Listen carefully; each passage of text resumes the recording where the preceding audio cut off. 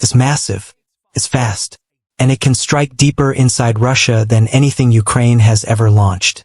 Meet the Flamingo, Ukraine's new cruise missile, and it could be the weapon that changes everything.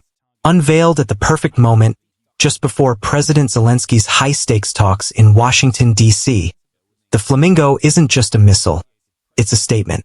A message to the world that Ukraine isn't backing down, and that its fight isn't limited to the front lines.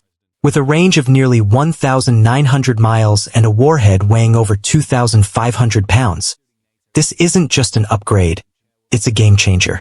For months, Ukraine has been pushing back with drones and older missiles, hitting Russian infrastructure, oil pipelines, and factories. But until now, striking deep into Russia came with limits. Short-range, small payloads, and expensive imported missiles. The Flamingo changes that.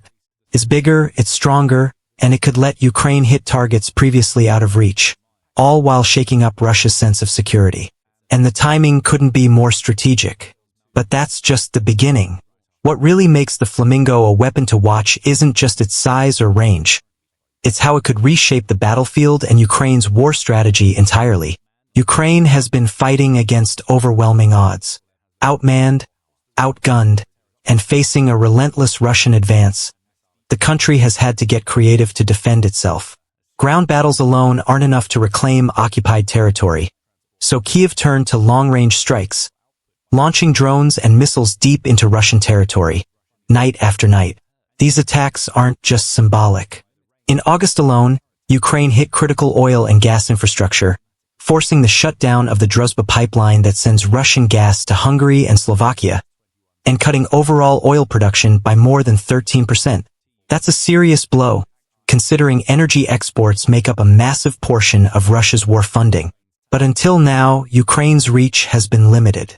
Its drones and missiles could harass and damage, but they couldn't deliver the kind of decisive strike needed to truly shift the balance. That's where new innovations like the Flamingo come in, weapons designed to go further, hit harder, and create real strategic impact. And what comes next is what could make all the difference. A look at the missiles and drones Ukraine has been relying on before the Flamingo, and why they set the stage for this game-changing addition. Before the Flamingo, Ukraine had to make the most of what it already had, and that meant working with a mix of old Soviet-era missiles and imported weapons from NATO allies. Early in the war, Ukraine relied on the Tochka, Rays, and Stryz missiles, relics of a bygone era, converted and repurposed to strike wherever they could. These weapons scored some notable successes, like the sinking of the Russian landing ship Saratov in Berdyansk, but their range and firepower were limited. To extend its reach, Ukraine also turned to the Neptune anti-ship missile, adapted from Soviet designs. It could strike Russian naval and land targets up to 180 miles away, with a 330-pound warhead. Impressive, but still far from deep strike capability. That's why imported missiles became a lifeline. HIMARS from the US, Storm Shadow from the UK, JSOW from the US, and France's Hammer/AASM. These weapons gave Ukraine the ability to hit Russian targets with precision, disrupt supply lines, and knock out key equipment. But even with these tools, Russia is a massive country. Striking deep inside its territory required more than short and medium-range missiles could deliver.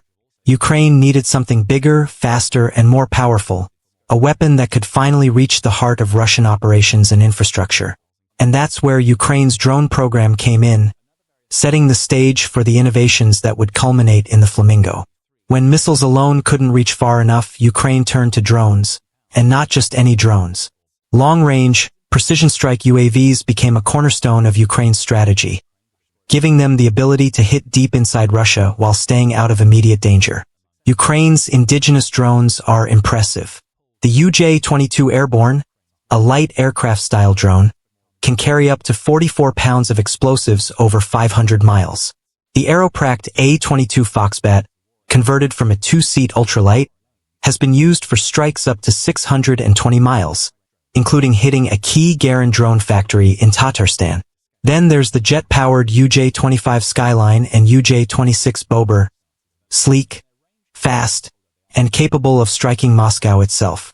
The most powerful of all is the An-196 Ludiai, nicknamed Fierce, With a range of up to 1,240 miles and a payload of 165 pounds, making it one of Ukraine's most expensive and strategically vital drones.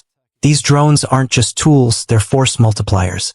They've disrupted Russian manufacturing, damaged radar and electronic warfare facilities, and even forced the enemy to divert resources to defend far-flung targets. Imported drones, like Switzerland's Destinus Lord or Britain's Dart 250, added additional range and versatility, though many were shot down during missions. Yet despite their success, drones have limitations. Their size and slower speeds make them easier to detect, and payload capacity restricts how much damage they can do in a single strike. Ukraine needed something bigger, something that could carry a truly massive warhead deep into enemy territory, and that's where the Flamingo comes into play. Enter the Flamingo, Ukraine's newest and most powerful cruise missile. At nearly 1,900 miles of range and a staggering 2,535-pound warhead, it isn't just an upgrade. It's a leap into a new class of long-range strike weapons.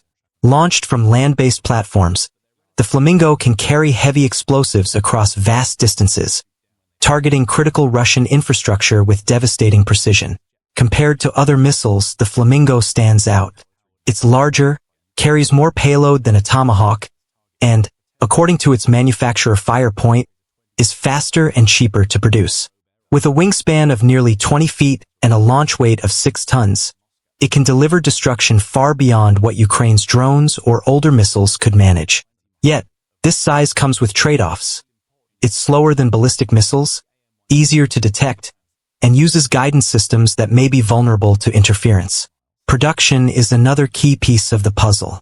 The Flamingo's high cost means Ukraine may need international partnerships, similar to the German-backed Bars missile project, to manufacture enough to make a strategic impact.